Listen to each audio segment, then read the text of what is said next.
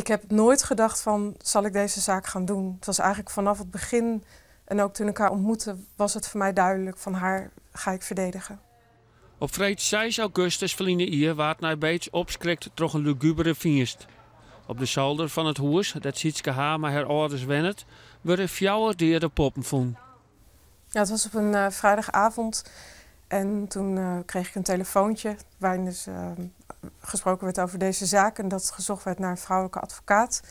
En ik had niet heel erg veel nog van de zaak meegekregen, maar toen had ik wel vrij snel zoiets van, nou, daar wil ik induiken en daar wil ik naar kijken wat hier aan de hand is en wat hier speelt.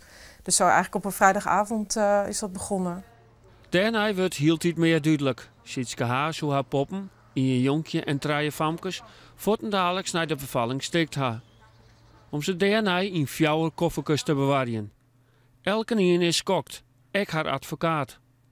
Dit is wel heel heftig wat hier gebeurt. Dat kan bij zaken, tuurlijk heb je dat wel eens. Maar het een moment was waarvan je tochten van misschien had ik deze zaak wel net wan, of het komt er dichtbij. Nooit. Juist niet. Ik denk omdat je juist zo je verdiept op een gegeven moment in een zaak en het juist zo, als het je op een bepaalde manier raakt, dat je juist daar wat mee moet doen en dat je juist daarmee nog meer gedreven wordt in je verdediging en waar het echt om gaat. In het Wart naar Beets en in de media gongen de gekste verhalen over Sietske Haar. Op internetsites waren verschillende foto's van haar plaatst. Dat is het risico van internet.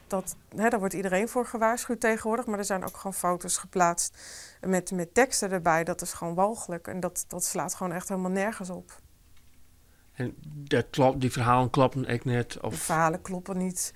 Het zijn nou alleen maar onwaarheden en vooral sensatie. En geen enkele waarde. Heb je daar hinder van als advocaat?